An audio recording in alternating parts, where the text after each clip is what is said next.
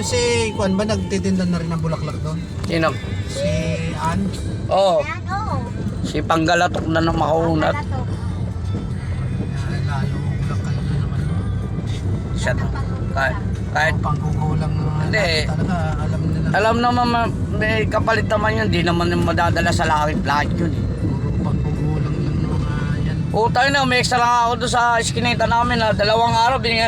Sabi ko, nagtatrabaho ko sa piso. Alam mo yung pasahod sa piso, sa tao.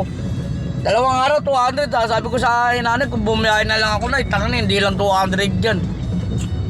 Sabi ko sa kanya. Wala, kahapon. Binigyan ako ni Mang Kanor 200. Dalawang araw. Sandali lang. Hindi na yung mga kanor. Oo, 200. Bili lang kami ng palabok sa balong bato. Swerte nyo.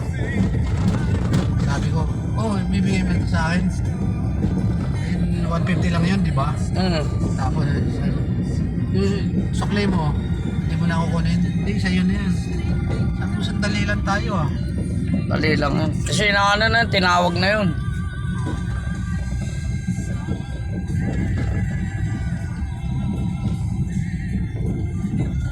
Tinawag na yun. Pagka ganun, tinawag na yun.